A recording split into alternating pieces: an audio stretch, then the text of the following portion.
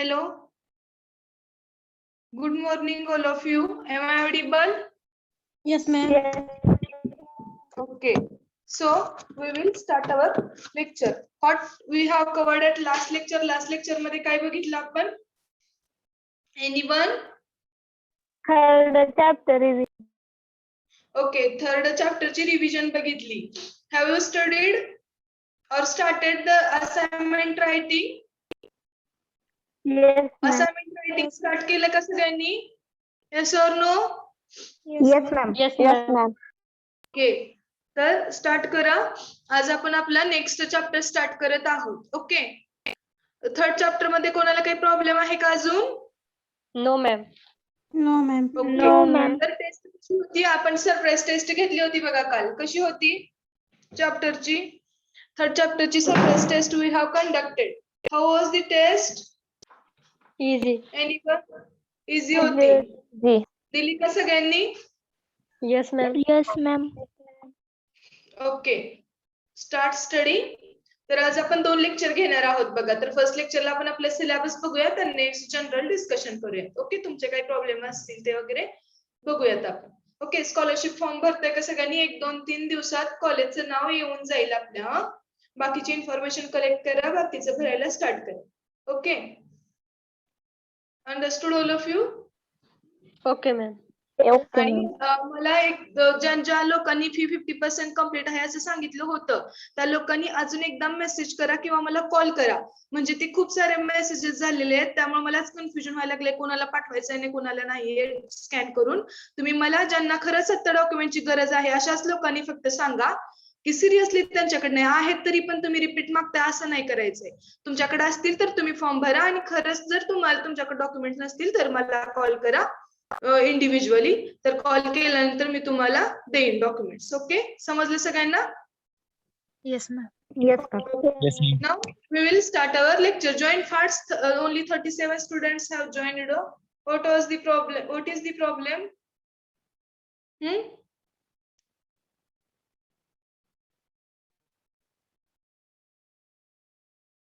Okay, we will start our lecture.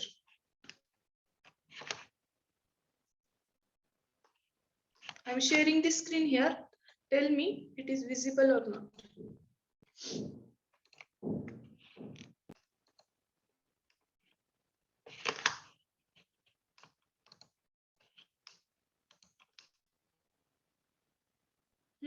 Tell me now it is visible. Yes, ma'am. Okay, तर आपण 3 chapter complete केले आहेत. Near about 50% syllabus आपला cover झालेला आहे. तर आज आपण 4th चॅप्टर आपला स्टार्ट करतो बघा. काय नाव आहे 4th चॅप्टरचं? Introduction to microbiology and common micro organisms. Okay, तर इंट्रोडक्शन आहे आपल्याला microbiology. What is mean by microbiology? तर मायक्रोबायोलॉजीची इंट्रोडक्शन आहे आणि कॉमन मायक्रो ऑर्गॅनिझम्स म्हणजे काय किंवा कॉमन मायक्रो ऑर्गॅनिझम्स थ्रू होणारे डिसीजेस याचा स्टडी आपल्याला या चॅप्टर मध्ये आहे बघा. What is mean bye, first of all tell me what is mean bye micro organism. Anyone who can tell me what is mean by microorganism?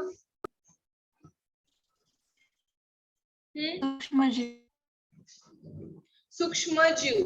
Okay, तर ते सूक्ष्मजीव आहेत. त्याच्या थ्रू होणारे काही सूक्ष्मजीव मध्ये काय काय इन्क्लूड होतं बघा. फंगस इन्क्लूड होतो, बॅक्टेरिया असतील, व्हायरसेस असतील, जे सगळे लहान लहान जीव आहेत ते सगळे मायक्रो ऑर्गॅनिझम मध्ये इन्क्लूड होतात. आणि त्या मायक्रोबायोलॉजी चा स्टडी आणि अशा मायक्रो ऑर्गॅनिझमचा, कॉमन मायक्रो ऑर्गॅनिझमचा स्टडी, त्याच्यासोबतच त्याच्या थ्रू स्प्रेड होणारे डिसीजेस याचा स्टडी आपण या चॅप्टर मध्ये करणार आहोत. ओके, चॅप्टर खूप जास्त वेटेजचा आहे, खूप जास्त मोठा आहे, तसंच हा इम्पॉर्टंट सुद्धा चॅप्टर आहे बघा, according to exam point of view. Understood? समजलं? Yes, ma'am. ओके, तर आपण बघूयात आता हा चॅप्टरचे इंट्रोडक्शन काय आहे.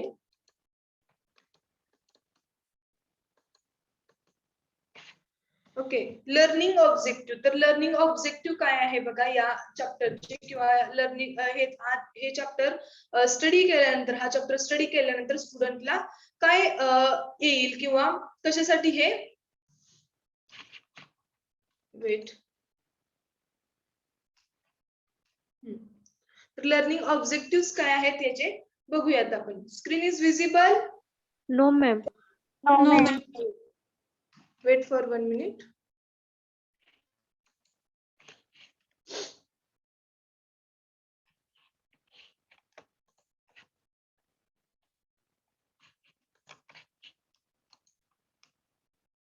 Now, Yes, how it ma'am. is visible? Yes, ma'am. Okay. तर बघा लर्निंग ऑब्जेक्टिव्ह काय असतील. तर after completing the chapter students will be able to, हा चॅप्टर कम्प्लीट झाल्यानंतर स्टुडंटना काय काय करणं शक्य होईल किंवा कशाला एबल होतील स्टुडंट बघा. Describe of microbiology for infectious diseases. तर मायक्रोबायोलॉजी म्हणजे काय हे तुम्हाला समजेल आणि ते इन्फेक्शियस डिसीजेस कसे होतात मायक्रो ऑर्गॅनिझम थ्रू याचा स्टडी तुम्हाला सगळं झाल्यामुळे हे सांगणं इझी होईल. Then describe importance of epidemiology. तर importance of epidemiology. What is epidemiology? Anyone?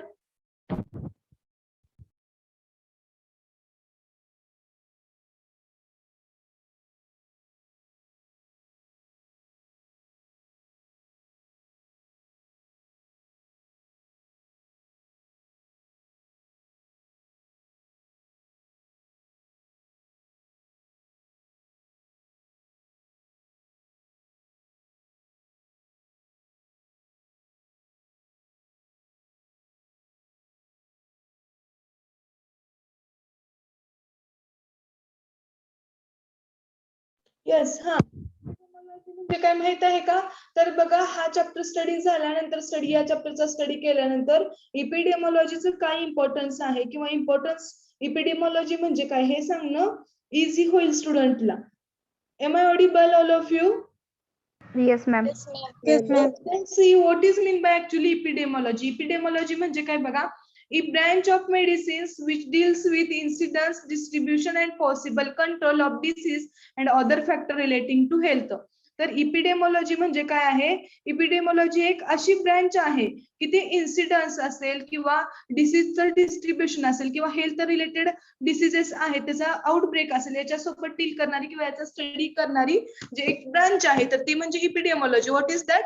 तर ते तुम्हाला सांगणं इझी होईल इपिडेमॉलॉजी म्हणजे काय.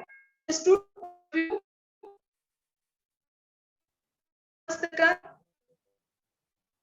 येस और नो? मॅम वॉइस येत नाही. Voice येत नाही, ma'am. Am I audible? No, ma'am. Voice clear येत नाही. No, ma'am. Now am I audible? Hello. Yes, ma'am. Yes, ma'am. तर इपिडेमॉलॉजी म्हणजे काय समजलं का? Repeat सांगा, ma'am. ओके. सी इपिडेमॉलॉजी म्हणजे काय आहे? एक अशी ब्रँच आहे मेडिसिनची की ते डिसीजचं डिस्ट्रीब्युशन असेल किंवा प्रिव्हेन्शन असेल याच्यासोबत डील करते. Understood? Yes, ma'am.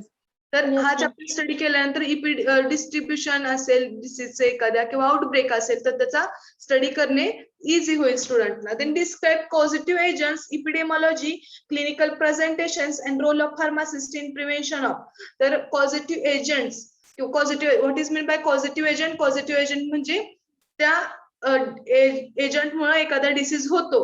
For example typhoid कशामुळे होतो? बॅक्टेरिया. ओके, बॅक्टेरियामुळे. तर तो बॅक्टेरिया काय झाला?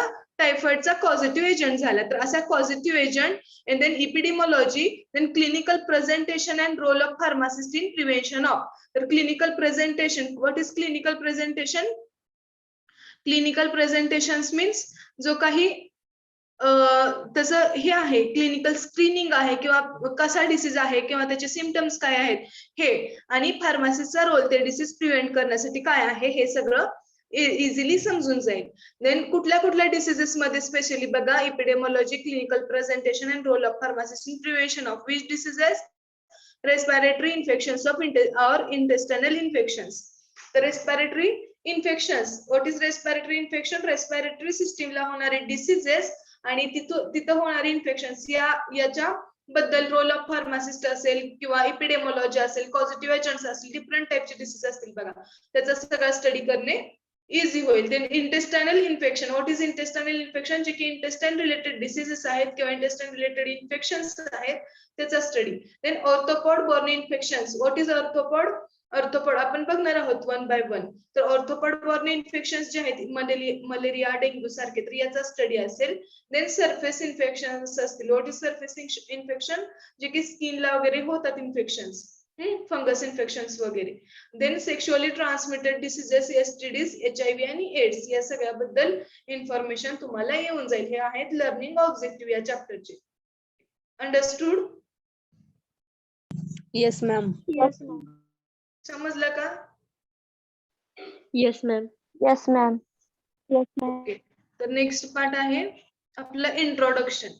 इंट्रोडक्शन काय आहे बघूयात आपण. First of all what is mean by introduction. See, chapter deals with basics of microbiology. तर हा चॅप्टर कशासाठी सोबत डील करतो बघा? Basics of microbiology. Microbiology means काय किंवा डिफरंट टाइपचे मायक्रो ऑर्गॅनिझम्स काय आहेत किंवा ते कुठला डिसीज स्पेसिफिक मायक्रो ऑर्गॅनिझम काय कॉज करतो. तर या चॅप्टर थ्रू आपल्याला याची डिटेल इन्फॉर्मेशन भेटते with respect to infectious disease.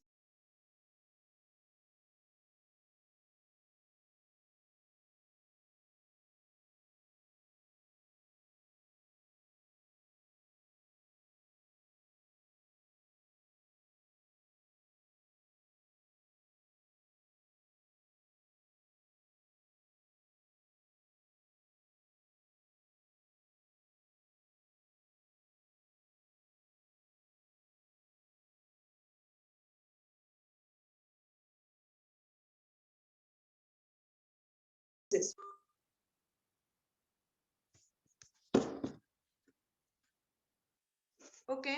C, तर ह्या चॅप्टर कशासोबत होतं? Microbiology with respect to infectious diseases. It deals with basic epidemiology. Basic एखाद्या डिसीजची इपिडेमॉलॉजी काय आहे याचा study of diseases and defines commonly used terminology in epidemiology. आणि इपिडेमॉलॉजी मध्ये कॉमनली युज्ड टर्मिनॉलॉजी ज्या आहेत तर याचा स्टडी सुद्धा या चॅप्टर मध्ये केला जातो किंवा केलेला आहे, आपल्याला समजून येईल. Okay. A separate section deals with commonly observed respiratory. तर सेपरेट सेक्शन एक आहे तर तो सेक्शन या चॅप्टर मधला काय डील करतो बघा?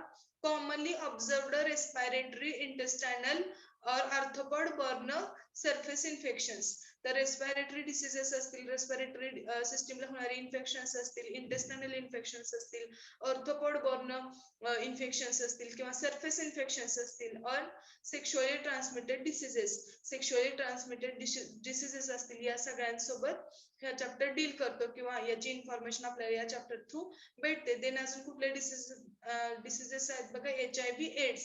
Okay. Then each diseases, causative agents, epidemiology, clinical presentation and role of pharmacist, prevention of diseases. तर या प्रत्येक डिसीजेसची इन्फॉर्मेशन. ओके. या इथं मेन्शन केलेले रेस्पिरेटरी असेल, इंटेस्टायनल, ऑर्थोपॉड असेल और सरफेस इन्फेक्शन, HIV, एड्स असेल, या प्रत्येक डिसीजची information. Okay. Quite interesting chapter आहे बघा हा, तुम्हाला सुद्धा इंटरेस्ट येईल. ओके.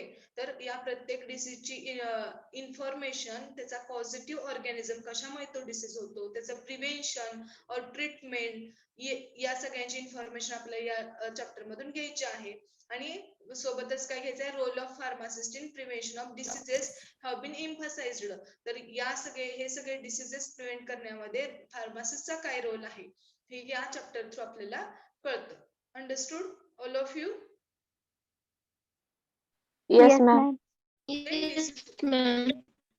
तर नेक्स्ट आहे बघा, diseases like SARS, MERS and COVID-19 also be included. तर याच्यामध्ये SARS, what is SARS? SARS म्हणजे काय? Severe acute respiratory syndrome. Okay. तर याचं लॉंग फॉर्म आहे. रेस्पिरेटरी रिलेटेड डिसीज आहेत SARS, MERS and COVID-19 also be included. COVID-19 also be याच्यामध्ये include झालेला आहे. ओके. या डिसीजेसचा आपण स्टडी करणार आहोत. Understood? Introduction, basic introduction of this chapter. काय काय स्टडी करणार आहोत किंवा कशासोबत डील करतो हा चॅप्टर, समजलं सगळ्यांना? Yes, ma'am. Yes, ma'am. Yes or no? Yes, ma'am. Yes, ma'am. Wait for 1 minute.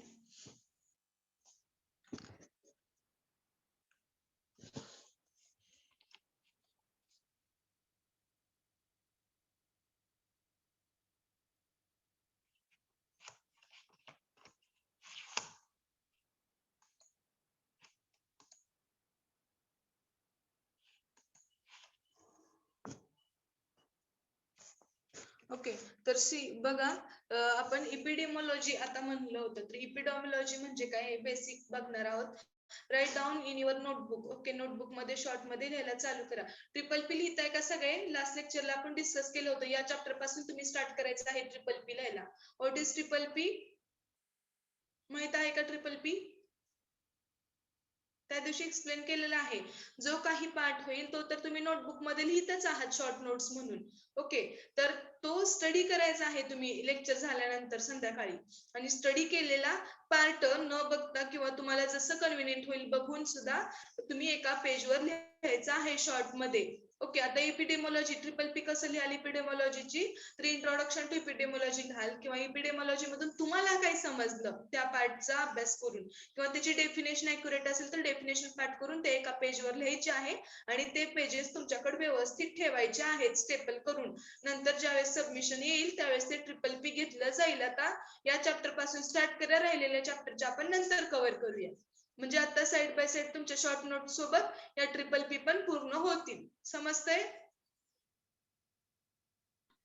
Yes ma'am. तर समजलं का? कोणाला समजलं नाही what is mean bye triple P? Triple P कसं लिहायचं असतं कोणाला कळलं नाही असं कोण आहे का अजून? एनीवन? सांगा की मॅम, हा एकदा सांगा की. हा, बघा काय करायचं आहे तुम्हाला. आपल्या कॉलेजचा हा ट्रिपल पी पॅटर्न आहे स्टुडंटच्या इम्प्रुव्हमेंट मध्ये. ओके, तर या ट्रिपल पी मध्ये काय करायचंय बघा, तुम्ही काय करायचं आहे.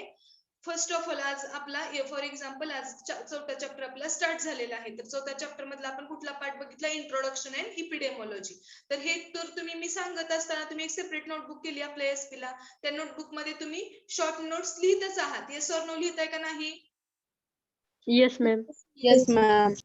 तर तो लिहितच आहात, ते तर लिहायचंच आहे तुम्हाला रेग्युलर. ते काही स्टॉप करायचं नाही ट्रिपल पी मुळे, ते लिहायचंच आहे.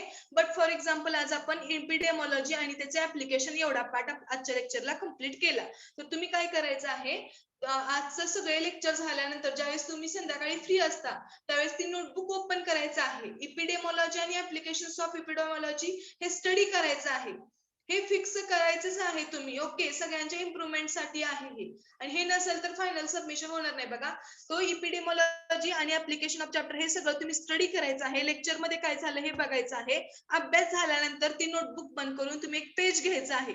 आता सध्या तुम्हाला कॉलेजचे पेजेस नाहीयेत, त्याच्यामुळे तुम्ही स्वतःचे पेजेस यूज करायचे आहेत. नोटबुक किंवा एखादी नोटबुक करा ट्रिपल पी साठी सेपरेट, किंवा पेजेस तुम्हाला जसं कन्व्हिनियंट होईल तसं. त्या पेजवर तुम्हाला काय समजलं ते शॉर्ट मध्ये ट्रिपल पी मध्ये लिहायचं आहे.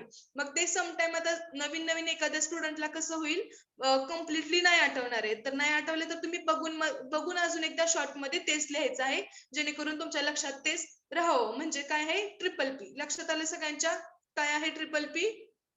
Yes ma'am. Yes, ma'am. असं म्हणजे डबल नोट्स होतील बघा तुमच्याकडे. ते नोटबुक तर कायम मेंटेन राहीलच लेक्चर मध्ये होणारी, बट हे ट्रिपल पी असे लिहायचे.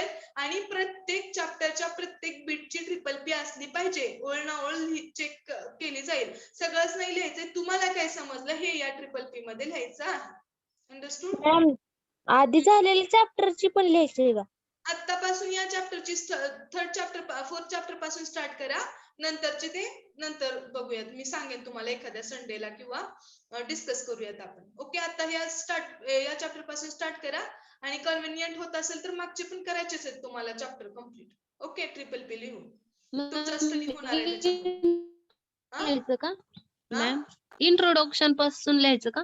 इंट्रोडक्शन पासून लिहायचं का सगळं? इंट्रोडक्शन पासून लिहायचं, पण कम्प्लीट नाही लिहायचंय. तुम्हाला काय समजलं? समजतंय का तुम्हाला मी हा काय म्हणते? हा. Yes ma'am. सगळा चॅप्टर लिहित बसायचं नाही. ते काय असे कम्प्लिटली चॅप्टर लिहून काढायचे नाहीत आपल्याला. नो पण मॅम. ट्रिपल पी मधून तुम्हाला काय समजलं किंवा तुमच्या काय लक्षात आलं हे पण चॅप्टर लिहायचेच आहे. आता म्हणल्यासारखे मागचे 3 चॅप्टर सुद्धा असेच कव्हर करायचे आहेत. कमीत कमी प्रत्येक एका लेक्चरचं एक पेज झालं पाहिजे असं ट्रिपल पी आहे बघा तुम्हाला. आजचा एक लेक्चरचा एक पेज तुमचं लिहून झालं पाहिजे किंवा एक पेज तुम्ही लिहिलं पाहिजे एका लेक्चरचं. समजते का? ओके बघा मॅम. आता येस मॅम.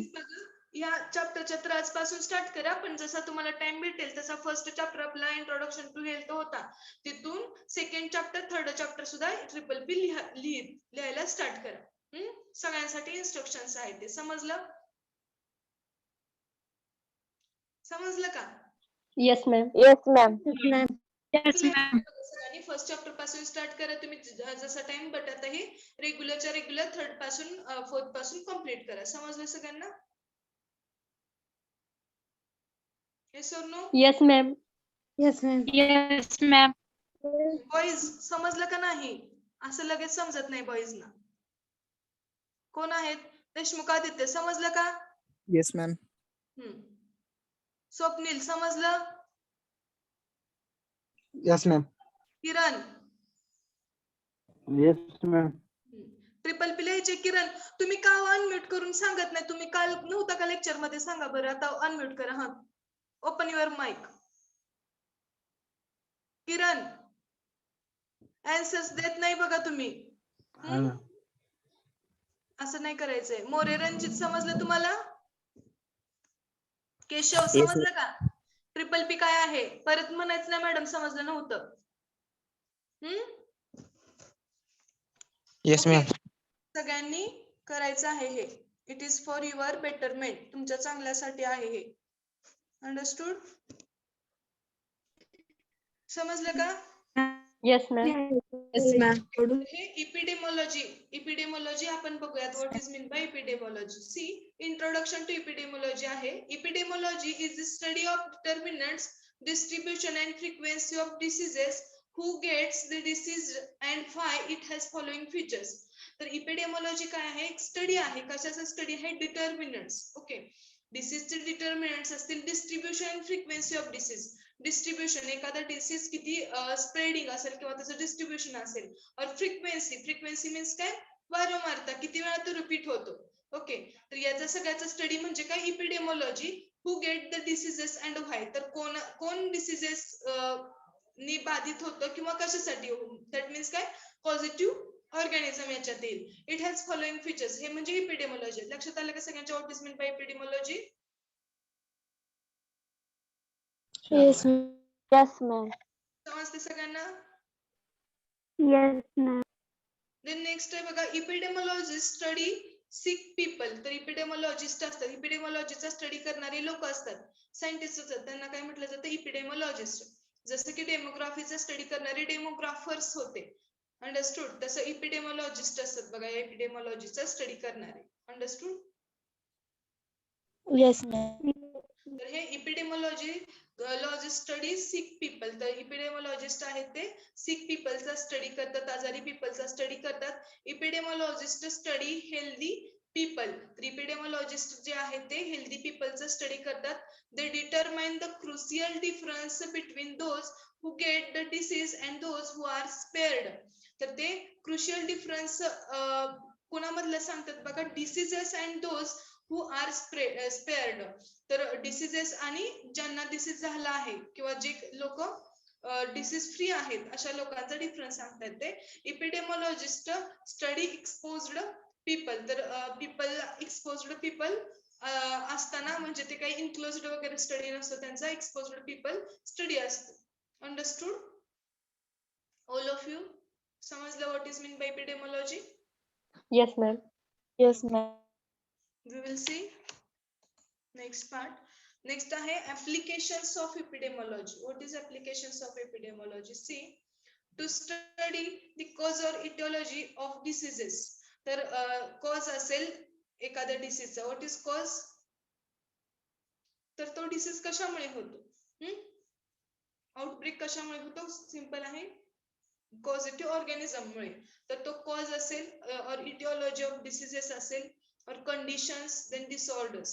तर याच्यासाठी इपिडेमॉलॉजीचा स्टडी इम्पॉर्टंट आहे. कंडिशन्स असतील, डिसीजेस और डिसऑर्डर्स असतील तर हे इम्पॉर्टंट आहे. What is difference between diseases and disorders? Anyone? काय आहे? डिसीजेस आणि डिसऑर्डर्स मधला डिफरन्स काय आहे? माहित आहे कोणाला? Wait for 1 minute. डिसीज हे मॅम म्हणजे नंतर होतात आणि डिसऑर्डर हे 1 जनरेशन टू जनरेशन ट्रान्समिट होणारे डिसीज असतात disorder.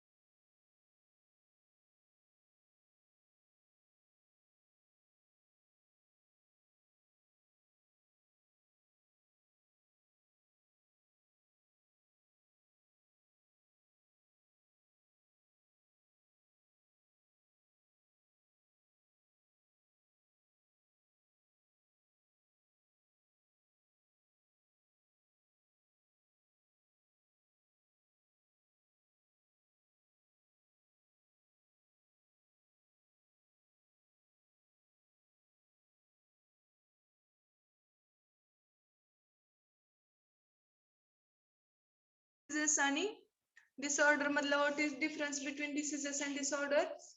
Screen is visible? No, ma'am. Okay, wait, some problem is arising here. What is different between diseases and disorders? Wait, I am sharing the screen. Tell me it is visible or not. Wait for 1 minute.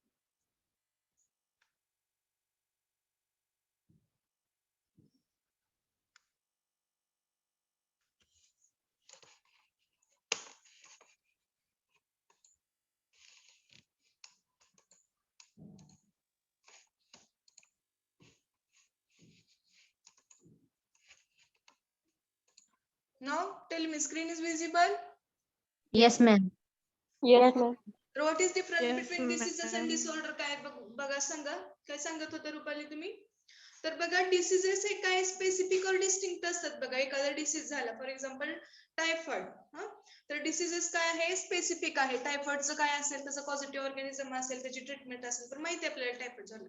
तर disorder म्हणजे काय specific किंवा distinct असं नसतं. May be possibility of disease असतं बघा तो. आणि तो आता जेनेटिक फॅक्टर सुद्धा सांगितलेलं बरोबर आहे. तो जनरेशन कडून दुसऱ्या जनरेशन कडे ट्रान्सफर होतो. फॉर एक्झाम्पल डायबिटीस मलाइटस हा काय आहे डिसऑर्डर आहे. Understood all of you? समजलं डिसीज आणि डिसऑर्डर म्हणजे काय? दोन्ही पण एकच आहेत का? No, No, ma'am.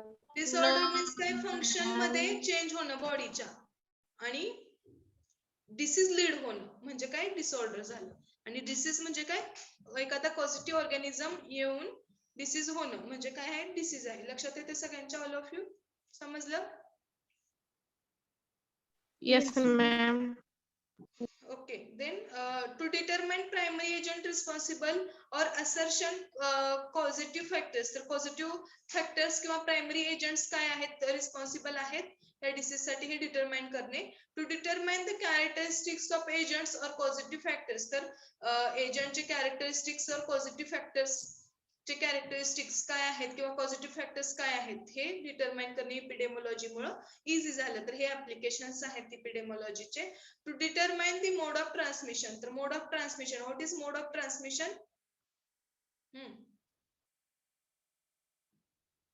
Mode of transmission म्हणजे ट्रान्समिट कसा होतो तो एखादा डिसीज. ओके, कम्युनिकेबल आहे, नॉन कम्युनिकेबल आहे, एअर थ्रू होतो, कशामुळे कंटॅमिनेशन होतं किंवा कॉन्टॅक्ट आल्यामुळे होतं डिसीजला पर्सनचा. तर तो मोड ऑफ ट्रान्समिशन हे ठरवण्यासाठी किंवा एखाद्या डिसीजचा मोड ऑफ ट्रान्समिशन काय हे अभ्यास करण्यासाठी इपिडेमोलॉजी इम्पॉर्टंट आहे.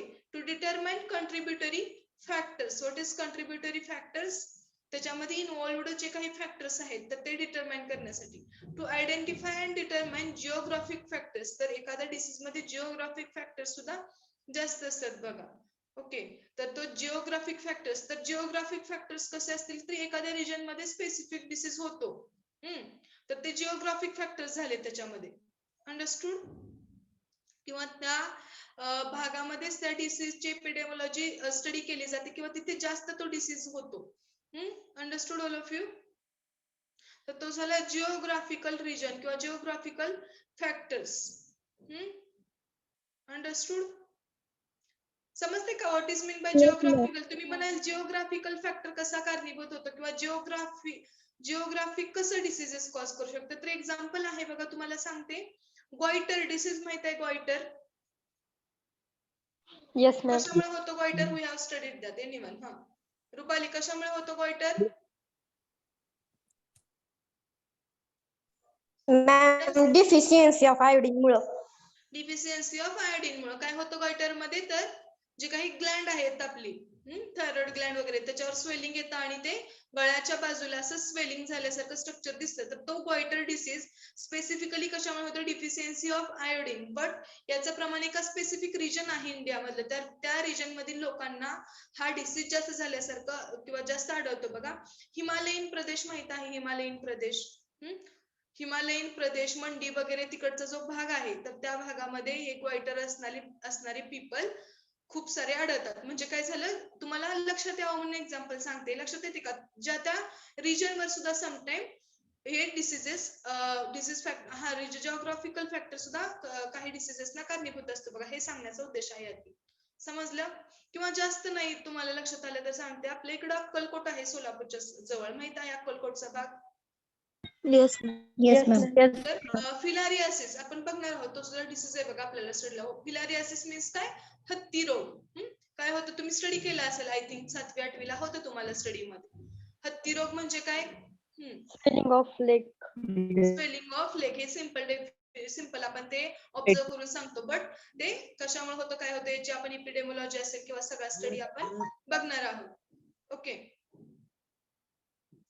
तर काय आहे बघूयात आपण. सॉरी, हत्ती रोग आहे. मी एक्झाम्पल सांगत होते तुम्हाला, अक्कलकोटच्या भागामध्ये हे फिलारियासिस झालेले खूप सारे पेशंट आढळतात बघा.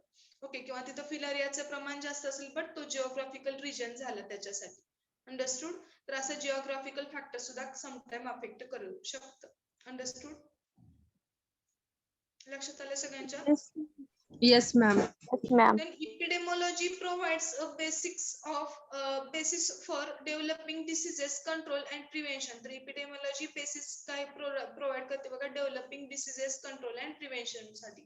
The basis is translated into developing measures to prevent or control the diseases. तर हे बेसिस जे आहे ते ट्रान्सलेटेड केले जातात डेव्हलपिंग मेजर्स टू प्रिव्हेंट और कंट्रोल द डिसीजेस. डिसीज कसं प्रिव्हेंट करायचं, कंट्रोल करायचं, हे या इपिडेमोलॉजीच्या स्टडीवरून, एखाद्या डिसीजची इपिडेमोलॉजी स्टडी केली तर त्याच्या वरून आपल्याला समजण्यासाठी इझी होईल. तर हे होते ऍप्लिकेशन्स ऑफ इपिडेमोलॉजी. सगळ्यांच्या लक्षात आले व्हॉट इज इपिडेमोलॉजी आणि त्याचे ऍप्लिकेशन्स काय आहेत? Understood? Yes, ma'am. Yes, Yes, ma'am. ma'am. लक्षात आले सगळ्यांच्या काय आहे इपिडेमोलॉजी? Yes, ma'am. तर Yes, ma'am. आपण नेक्स्ट लेक्चरला बघणार आहोत, डेफिनेशन असेल त्याच्या पुढचे पार्ट. तर हा चॅप्टर काय आहे बेसिक लक्षात आलं सगळ्यांच्या? डिफरंट डिसीजेस, त्याचे पॉझिटिव्ह ऑर्गॅनिझम्स, हे सगळं आपल्याला या चॅप्टर मध्ये स्टडी करायचं आहे. चॅप्टर इंटरेस्टिंग आहे, तसा फर्स्ट पण आहे. तुम्हाला स्पेसिफिक डिसीजेस येतील एक्झामला, त्याचं सगळं इपिडेमोलॉजी असेल किंवा त्याची सगळी पॅथोफिजिओलॉजी असेल, ते सगळं तुम्हाला लिहायचं आहे. Understood all of you? Yes, ma'am. लक्षात येते सगळ्यांच्या?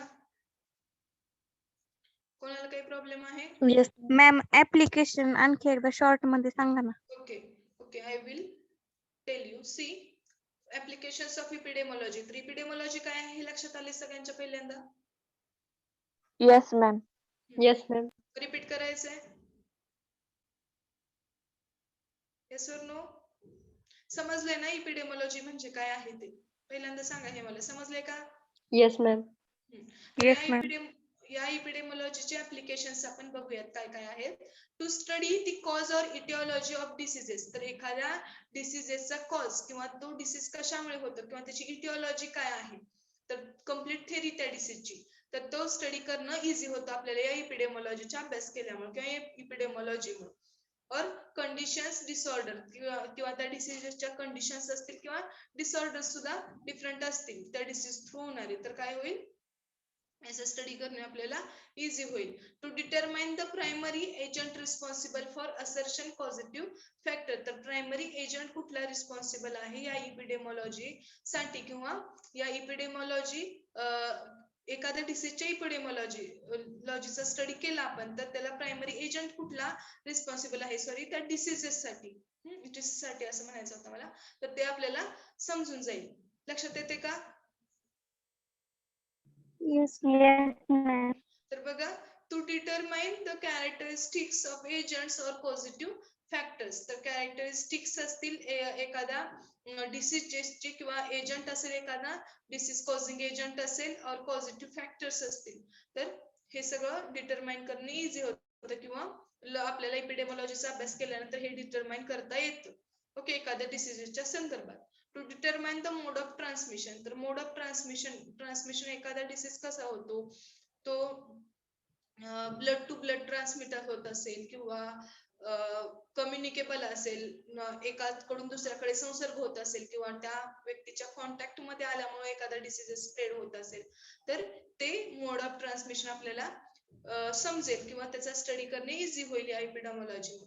Then to determine the contributory factors, तर त्याच्यात इन्व्हॉल्व होणारे दुसरे फॅक्टर्स काय आहेत त्याचा पण स्टडी करणे आपल्याला सोपं जाईल. To identify and determine geographic factors, तर एखाद्या डिसिजेसला आता सांगितल्याप्रमाणे बघा जिओग्राफिक फॅक्टर्स रिस्पॉन्सिबल असतात. What is geographic factors?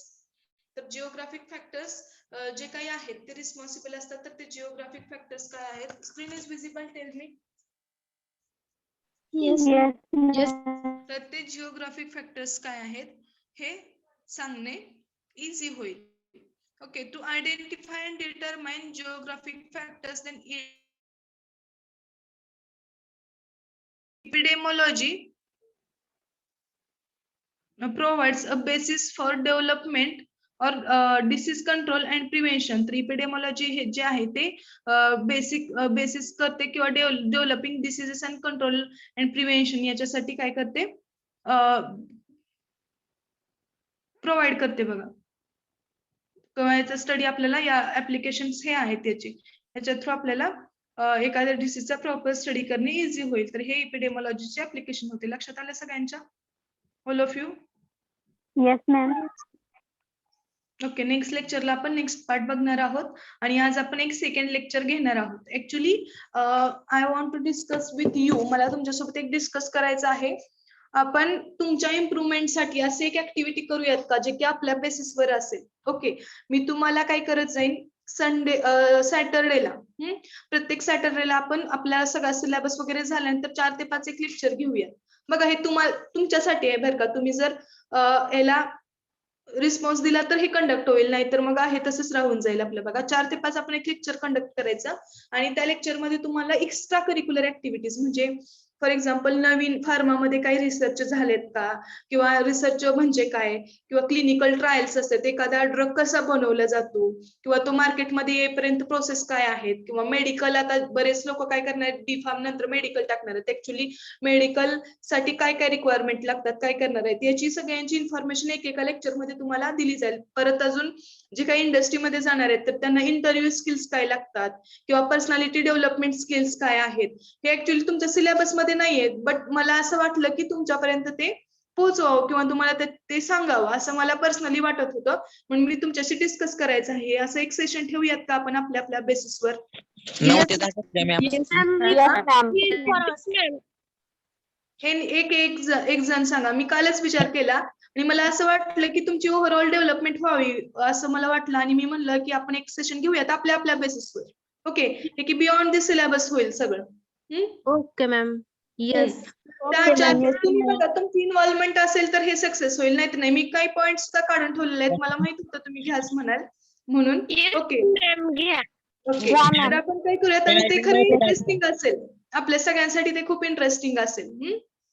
मला पण नवीन काहीतरी तुम्हाला सांगायला छान वाटेल आणि तुम्हाला पण काहीतरी नवीन. त्याच्यामध्ये आपण हे पण बघूयात लिंक्डइन सारखे प्लॅटफॉर्म कसे असतात जे की आम्ही शिकले. ओके, आम्ही जे काही स्वतःहून शिकलो ती मला वाटतं तुम्ही सुद्धा खूप लवकर, ऍक्च्युली डी फार्म म्हणजे खूप लवकर तुम्हाला या गोष्टी अवगत होतील. नंतर डिग्री पर्यंत सगळं समजूनच जातं, बट मला वाटतं की तुम्हाला ऑलरेडी ऍडव्हान्स मध्ये सगळ्या गोष्टी माहित पाहिजेत. प्रेझेंटेशन, पीपीटी कसं बनवायची, पीपीटी कशा बनवायच्या असतात, हे सुद्धा खूप इम्पॉर्टंट आहे. नंतर तुम्हाला स्वतः प्रेझेंटेशन वगैरे करावं लागतं, तर सिंपल एक लेक्चर घ्यायचं, जास्त डीप मध्ये नाही घेत बसायचं आपण, बट ओव्हरऑल बेसिक इंट्रोडक्शन तुम्हाला झाली पाहिजे असं मला वाटतंय. घेऊयात का आपण तसं? मग पीपीटी बनवायची असेल किंवा Yes, ma'am. रिसर्च म्हणजे काय, किंवा फार्माच्या वेबसाईट आहेत त्या सर्च कशा करायच्या, स्वतःचं प्रोफाईल कसं बनवायचं, रेझ्युम कसा बनवायचा.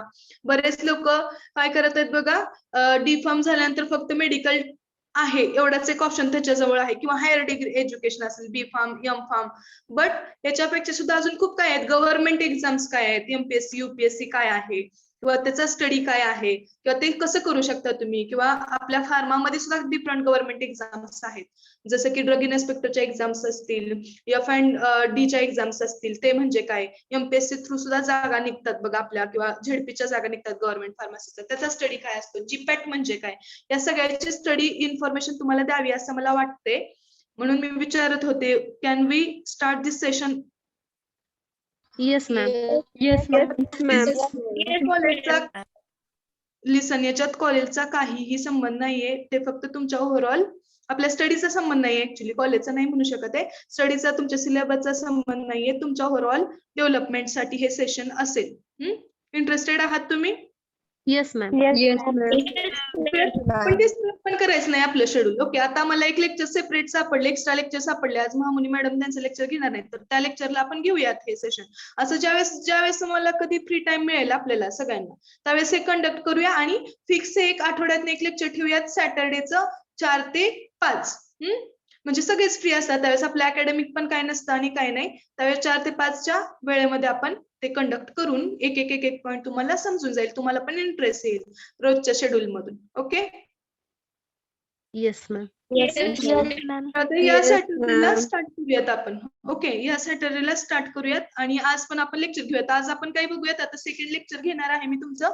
आपला सिलेबस तर झालेला आहे आता शिकवून, तर नेक्स्ट लेक्चरला आपण काय बघूयात की फार्मामध्ये डी फार्म नंतर तुम्ही काय काय करिअर करू शकता, हा पार्ट बघूयात का? Yes, ma'am. Yes, ma'am. Interested आहात सगळे? Yes ma'am. Yes, ma'am. Involvement तुमची पाहिजे बघा. ओके, हे जनरल सेशन नसेल, कसं असेल इंट्रोडक्टरी सेशन असेल किंवा तुमचे पण रिप्लाय आले पाहिजे, तुम्ही पण कॅमेरा ऑन करून बोललं पाहिजे, क्वेश्चन्स विचारले पाहिजेत, असं सेशन असेल हे आपलं का, कारण हे आपण आपल्या याच्यावर चालू करतोय, समजते का, तुमच्या डेव्हलपमेंटसाठी. Okay ma'am.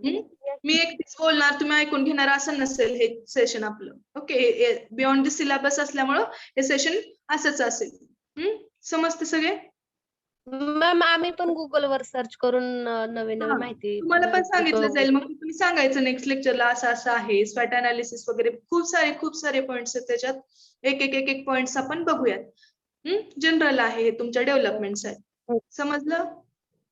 Yes Okay, ma'am. ma'am. टीचरची गरज आहे. हम्म. असंच टीचरची गरज आहे ना आता आम्हाला. ओके, नाही हे Yes, तुमच्या ma'am. डेव्हलपमेंटसाठी आहे. ओके, तर give me your attendance, next lecture start करूयात आपण थोड्या वेळाने. Give me your attendance. Roll number 1, Present. 2, Present, ma'am. 3, Present, ma'am. 4, Present, ma'am. 5, Present, ma'am. 6, Present, ma'am. 7, Present, ma'am. 8. Roll number 8. Absent 9, Present, ma'am. 10, Present, ma'am. 11, Present, ma'am. 12. Present. Roll number present. 13, Present. 14. Absent. Roll number 14, absent. 15, Present, ma'am. 16, Present. 17, Present. 18, Present, ma'am. 19, Present, ma'am. 20, Present. 21. Roll number 21, absent. 22,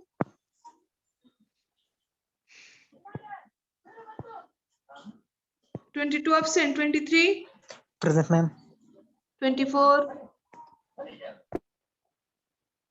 Roll number 24, absent. 25, Yes, madam. 27, 26, absent. 27, Present. 28, Present. 29, absent. 30, Present, ma'am. 31, Present, ma'am. 32, Present, ma'am. 33, Present, ma'am. 34. 34 is also absent. 35, present ma'am. 36, Present, ma'am. 37, Present, ma'am. 38, Present, ma'am. 39, Present, ma'am. 40, present ma'am. 41, Present, ma'am. 42. Roll number 42, Present, ma'am. 43, present ma'am. Present, ma'am. 44. Okay, 44 absent. Hello, 45. ma'am. Okay. 40. Yes. Okay, 42 present. 44. 44 absent. 45. Present, ma'am. 46. Present, ma'am. 47. Present, ma'am. 48. Present, ma'am. 49. Present, ma'am. 50. Present, ma'am. 51. Present, ma'am. 52. Present, ma'am. 53. Present, ma'am. 54. Present. 55. Present, ma'am. 56. 56.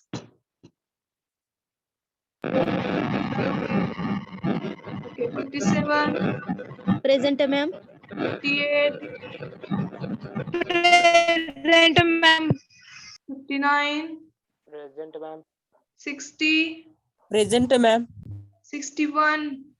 Present, ma'am. 62. 62. Absent. 63. Present. 64. Present. 65. Roll number 65 कुठे गेला होता हो? 1-2 लेक्चरला मागच्या inform केलं होतं का? Aditya Waghmare. Mobile problem होता ma'am. Okay. Mobile problem होता मॅम, डिस्प्ले गेलता. Okay. 66. Present. 67. Present. 68. Present. Roshni Jambhare तुम्ही पण नव्हता लास्ट लेक्चरला, कुठे गेला होता?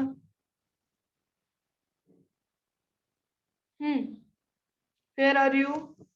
Okay. Once check absent roll number. कोण आहे प्रेझेंट तरी सांगा. Roll number 8, 14, 21, 22, 24, 26, 29, 34, 44 and 62. कोण आहे प्रेझेंट याच्यापैकी? Anyone is present?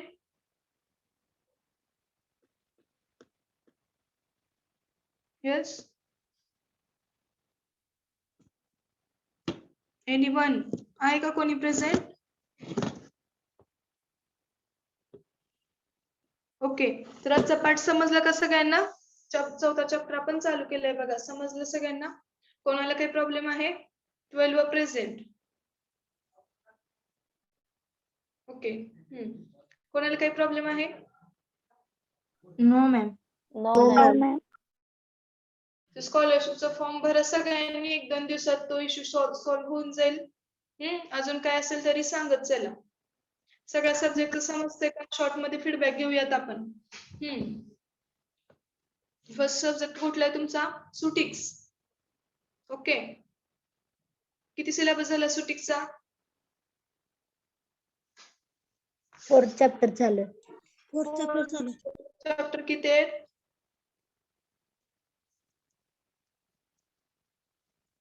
50% झाला का सिलेबस? किती झाला? येस और नो सांगा. किती पर्सेंट झाला सिलेबस? किती आहेत चॅप्टर टोटल सुटिक्सला हे तर सांगा. 7 आहेत. कितवा चालू आहे? 4th. ओके. म्हणजे नियर अबाउट 50%च्या पुढे झालेला आहे. नेक्स्ट कसं आहे मॅडमचं शिकवणं? समजतंय? अजून काही इम्प्रुव्हमेंट पाहिजे मॅडमच्या शिकवण्यामध्ये? व्यवस्थित चाललंय सगळं? Yes, ma'am. Yes, ma'am. समजतंय ना? हा. Next chapter assignment question MCQ देतात का madam? Yes, Yes. ma'am. Yes, ma'am. Notes देतात? PPTs? Yes, ma'am. Yes, ma'am. Okay. सुटिकचा काही प्रॉब्लेम नाहीये तुम्हाला ओव्हरऑल? येस और नो? नाहीये No. ना? No. No, ma'am. हे केमिस्ट्री. कोण घेतं केमिस्ट्री? Mahamuni.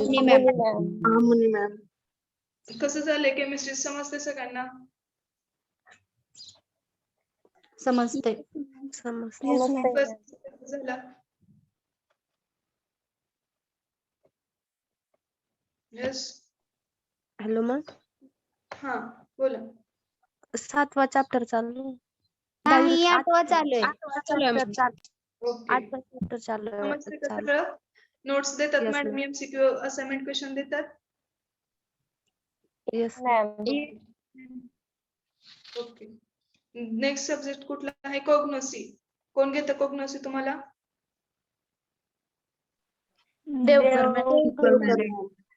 समजते कोग्नोसिस सगळं? Yes ma'am. असाइनमेंट दिल्या जातात कोग्नोसीच्या? नाही. कुठल्या चॅप्टर पासून नोट्स असाइनमेंट राहिलेत मॅडमच्या? नोट्स दिले ते सगळे. नोट्स दिलेत, असाइनमेंट क्वेश्चन्स आणि एमसीक्यूज दिले नाहीत का? हा. स्पेशल असाइनमेंट वगैरे काहीच दिलं नाही का madam? No ma'am no ma'am आल्यापासून काहीच नाही? नो मॅम नो मॅम ते म्हणाल्या होत्या मॅम. हा, देतील 1-2 दिवसात. ओके, मी सांगते त्यांना, देतील. नेक्स्ट कुठला सब्जेक्ट आहे तुमचा? एचएपी. हा, काय चाललंय एचएपीचं? 11वा चॅप्टर एचएपीचं कितवा चॅप्टर चालू आहे? 11वा. 11 okay, MCQ assignment question notes सगळं मिळतंय? येस मॅम Yes प्रॉब्लेम आहे याच्यात? नो मॅम मॅमनी 2 चॅप्टरचे फक्त एमसीक्यू दिलेत, बाकीचे राहिले. Okay, hello ma'am. हा बोला. महामुनी मॅडमचे म्हणजे दोन केमिस्ट्रीचं पण आणि एचएपीचं पण 2-4 चॅप्टर राहिलेत. नंतर त्या काय करणार? ते तुम्ही कसं विचारू शकता मॅडम? बघू की त्या काय करतील. त्यांचा काहीतरी प्लॅन असेल ना पर्सनली. ओके मॅम, म्हणजे थोडंच रिव्हिजन राहिलंय. घेतील, तुमच्या रोज टेस्ट घेतील डेली बेसिसवर, काहीतरी करतील ना मॅडम. Okay ma'am. असं नाही विचारायचं मॅडम डायरेक्टली. जर असं कसं असतं माहितीये का, आपण थोडस काहीतरी प्लॅन असतो त्या टीचरचा, पण सिलेबस त्यांचा कमी आहे याचा अर्थ असं नाही की त्यानंतर मोकळच बसणार आहे, तुम्हाला मोकळच Yes. सोडतील. मला तसं नव्हतं म्हणायचं, म्हणजे मला पण वाटलं की टेस्ट वगैरे घेतील असं. त्यांचं काहीतरी असेल पर्सनल प्लॅन, त्या सांगतील तुम्हाला. सिलेबस तर होऊ देत अगोदर, रिव्हिजन घेतील. नेक्स्ट रुपाली, जर असं कसं आहे विचार करून हे करत जावा तुम्ही, ह्याचा बॅड इम्पॅक्ट पडतो, मिसअंडरस्टँडिंग खूप होतात याच्यामुळे. Okay it ma'am, is for your understanding. हा, नेक्स्ट कुठला सब्जेक्ट आहे? एसपी. काय चाललंय? एसपी कोण घेतं? इनामदार मॅडम ओके, काय कितवा चॅप्टर चालू आहे एसपीचा? 4 समजतंय? चालू केलाय. समजते का एसपीचा काही प्रॉब्लेम आहे? नो हो मॅम. मॅम फ्रँकली सांगा, काय आहे समजत नाही? असाइनमेंट क्वेश्चन नोट्स सगळं मिळते का? PPTs, yes ma'am hand written notes तेवढ्या राहिलेल्या आहेत तुम्हाला या चॅप्टरच्या द्यायच्या. मी आज उद्यापर्यंत कम्प्लीट करून अपलोड करेन. 3rd चॅप्टरच्या बाकीचं सगळं आहे कम्प्लीट सगळं? Hello ma'am. येस मॅम, आहे कम्प्लीट. बोल. तुम्ही मागच्या वेळेस कसं चॅप्टरचा स्टार्ट केल्यानंतर पीपीटी या असाइनमेंट आणि एमसीक्यू दिलं, तसं ह्या पण चॅप्टरच्या द्या की. ओके ओके, मी करेन 1-2-3 दिवसात ना अपलोड करेन Google class. Okay ma'am. Okay. हा, अजून काही प्रॉब्लेम आहे कोणाला? बाकीच्या सब्जेक्ट मध्ये प्रॅक्टिकल व्यवस्थित चालू आहेत सगळ्यांचे? व्हिडिओ दाखवतात का सगळे युट्यूबचे? Yes ma'am. तुम्ही बघितले का आपले केमिस्ट्रीचे आणि एसपीचे? मी ग्रुपवर टाकले होते व्हिडिओज, बघितले सगळ्यांनी? येस मॅम ओके, बघा ते. ओके, कोणाला काही प्रॉब्लेम असेल तरी सांगू शकता अजून. मॅम काय? तुमच्या केमिस्ट्रीचे रीडिंग राहिली. हा, केमिस्ट्रीचे रीडिंग्स राहिले. ओके, 2 किती एक्सपेरिमेंटचे राहिलेत? 2 ऍसेटचे राहिलेत ना? Yes or no? ऍसेटचे राहिलेत का कशाचे राहिलेत? येस मॅम ऍसेटचे. ओके, साधना भापकर. पहिल्या 2 चित्र. हा, ओके. येस मॅम लेक्चर संपल्यानंतर कॉल करा मला madam. Okay ma'am okay, can we stop here? आपण नेक्स्ट लेक्चर घेणार आहोत. नेक्स्ट लेक्चरला बघूयात आपण नेक्स्ट पार्ट. आता इथं आपण स्टॉप करूया. Thanks all of you. Thanks for joining. ज्यावेळेस लिंक टाकेन त्यावेळेस जॉईन करा. रिपीट. Okay, thank you.